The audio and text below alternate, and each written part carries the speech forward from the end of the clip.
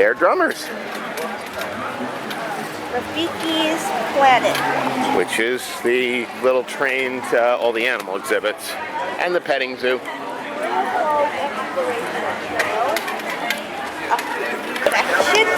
Good afternoon, guys. My name is Goose. I'm going to be your driver today for our photo safari through the Harambe Wildlife Reserve.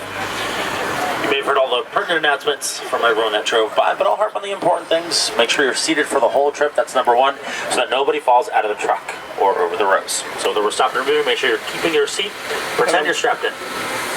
And hold on tight to your stuff as well. If you drop anything, we have to leave it out there no matter what it is, and it's more than likely something that everybody does here, but why not? And while we're out there, the animals could appear at any time, so have your camera on the fastest capture mode possible, usually a sport or action.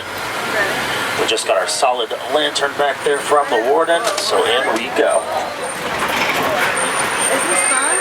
Our safari starts right here in the Ituri Forest, home to the shyest animals of the Harambe Wildlife Reserve. Animals that have plenty of hiding spots and colors and patterns on them to help them blend in with their surroundings. But almost immediately on the right, check out the okapi. Look.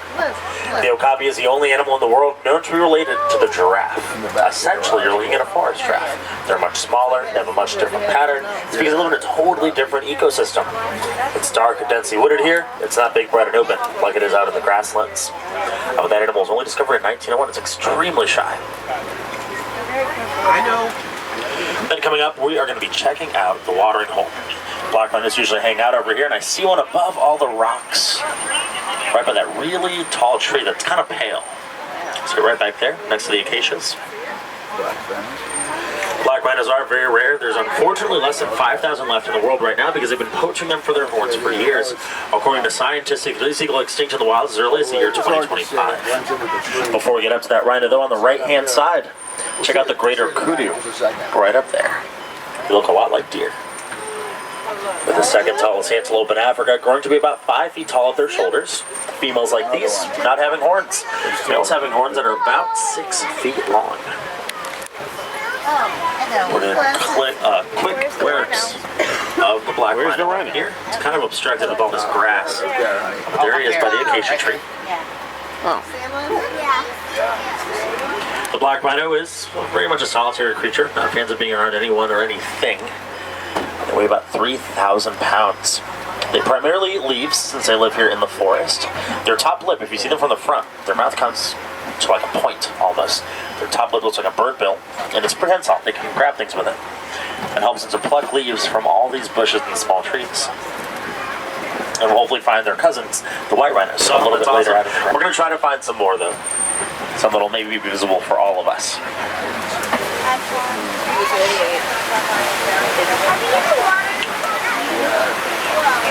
I see some pelicans down there, guys, on the left-hand side as we're looking for the hippos.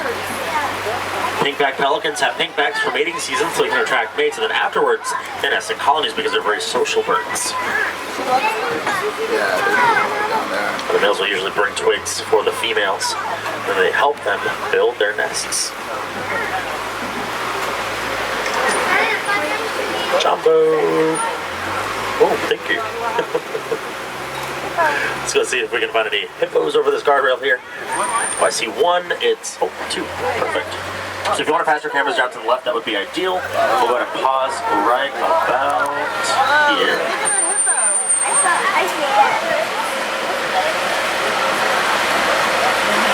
Beautiful, very large. Those hippos weigh about 5,000 pounds. They usually only leave the water to get food. They eat about 80 pounds a day of grass, leaves, fruits, and vegetables.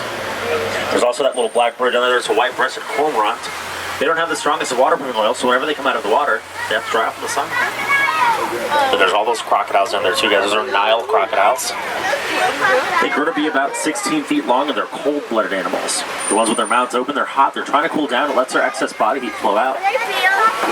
Underwater, they can hold their breath for 2 hours at a time as long as they're remaining inactive. And on land, they reach a 10-mile-an-hour running speed. That's a little bit faster than our truck can normally go.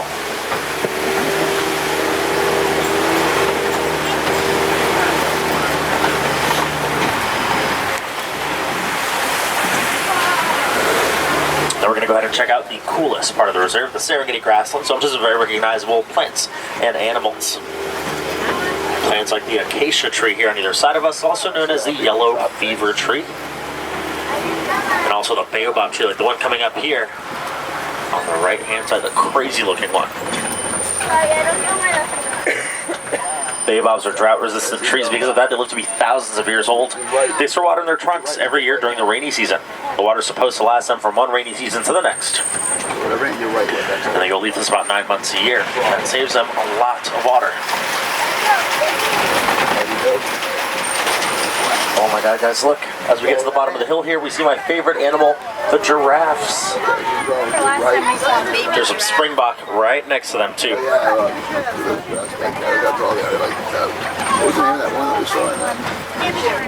The springbok is the national animal of South Africa. They're only about 3 feet tall at the shoulder, but when they get scared, startled, or excited, they can spring up to 14 feet in the air repeatedly. And they're hanging out next to the tallest animal in the world, the giraffe. Giraffes can be up to 20 feet tall if they're reticulated giraffes, but these are Maasai giraffes, are a little bit smaller. They cut off at about 18 feet tall. Giraffes spend all day walking around and eating, not really doing much of anything else. They don't even like to sleep, but they have to survive. So they take power naps throughout the day that goes out up to about 30 minutes. The grasslands is a beautiful place. It's also very important. Millions of animals migrate through the Serengeti grasslands every single year. It's like a superhighway for migration patterns. You also find the most popular animals out here, like the giraffes that we just saw, elephants, lions, zebras, cheetahs. Those are all grasslands animals. Now here on the left-hand side, kind of sunbathing, there's some dogs. Those are African wild dogs. They also call them African wolves and painted dogs. They look a lot like German shepherds. Very cute, but very dangerous. They have about a 90% success rate. They're a pack animal, so they single out an animal and chase it together until it can't run anymore. As they're chasing, to be as effective as possible, the one leading, the one closest to the animal, will rotate with others that are a little bit less tired. Those guys, despite being dogs or wolves, they don't bark or howl. Their vocalization is actually a chirping sound, very similar to the sound made by guinea pigs.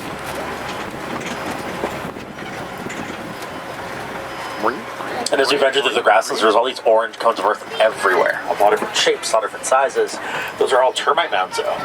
Termites make those with their own saliva, their own poop, mud, and dirt. No, they're not. Make sure it bakes in the sun. Actually concrete. After it does, it's just as hard as concrete. They're fake. The process of building those is a very slow process because termites aren't very big. They can only build about 1 inch per year.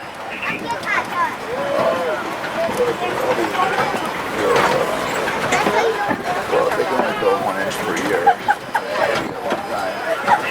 Let's show off. They give them in exchange for somebody's hand in marriage. And that is the only animal on the reserve that has a history of successful domestication. Those gray and black ones, though, those are wildebeest. They're pretty much the mascots of the grasslands. There's about 2 million of them that move through Africa every single year. They give birth during their male monkey way in the back. Oh, there's an elephant on the right too, guys. Awesome. Elephant. So the monkeys we're seeing, they're mandrills. They're the biggest monkeys in Africa. Wait, Dad, you're They are terrestrial monkeys, meaning they live on the ground. That's why they have such tiny little tails, because they don't need it for balance and they don't need it to wrap around any branches. As for the elephant on the right, they're known to be social, but that excludes adult males like this little guy here. He's nearing adulthood. At the age of around 13 is when that happens. They leave their herds, and they'll start a life of solitude. So we'll head over and we'll see if we can find... Oh, what's that?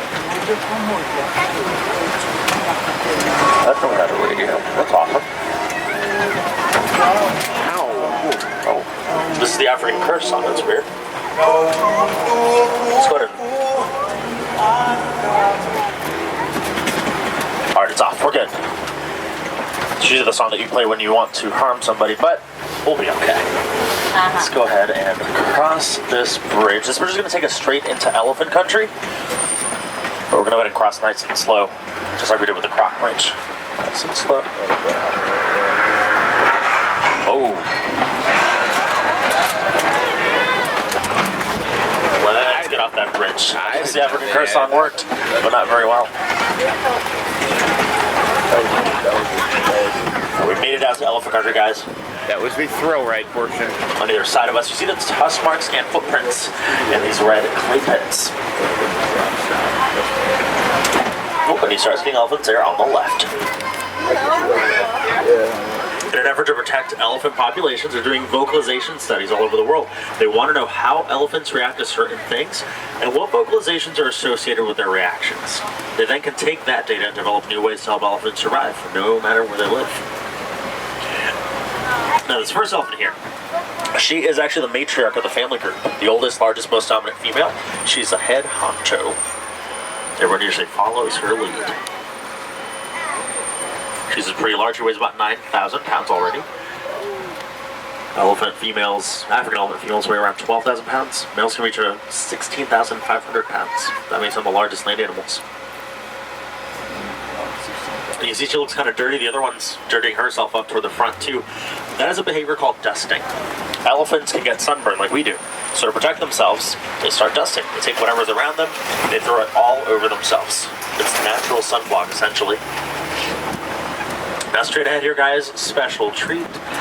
Right by the baobab tree. See where those two elephants are? There's a little baby at the foot of that. Oh, there he is. Baby's in the back. See? And special treat for me, the elephant that's parallel to the truck, really close to us. That's my favorite elephant. He's the only male as part of this group, and he's only 5 years old. He was the youngest one up until 3 weeks ago when that one showed up.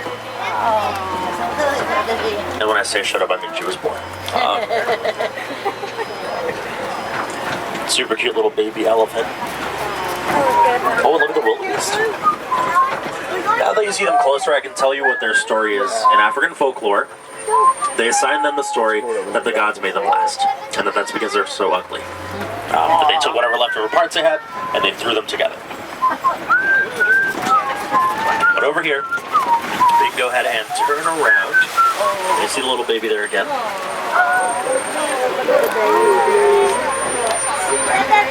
Something kind of funny, little baby elephants don't know how to use their trunks when they're born. They have to learn by watching other elephants. So she decided to go to Rafiki's Planet Watch today.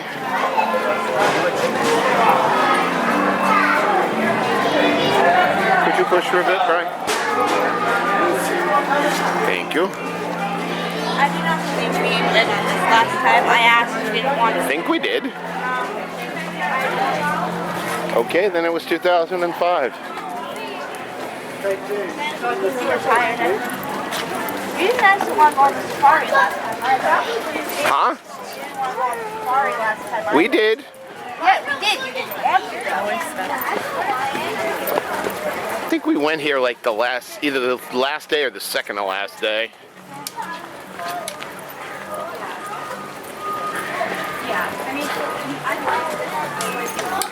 Just don't ask what Sante Sana squash banana means. Okay. I hope you're enjoying the show. It's so beautiful. What did he just say?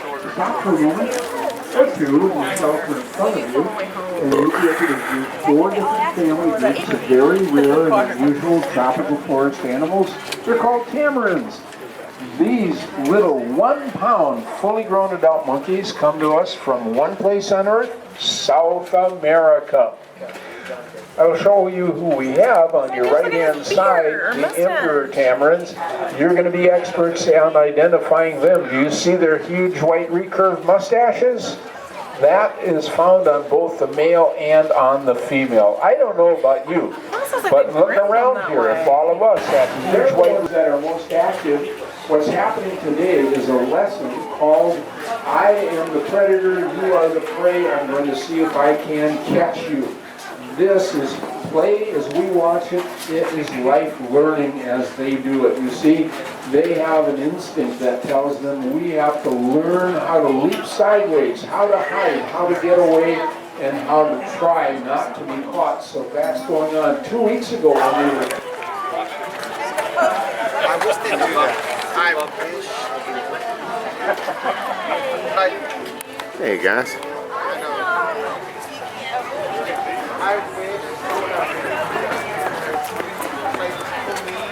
Okay, let's go. Ew.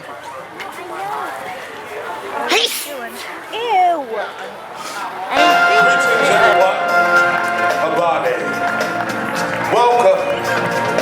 We have been expecting you. We are here today to welcome you, one and all, to the Festival of the Lion King.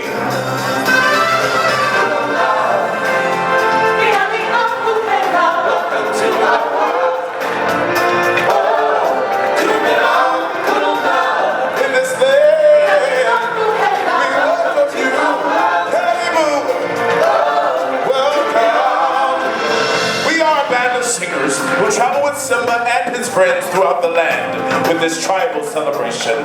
Time for introductions. My name is Kiyume, and I am the leader of our group.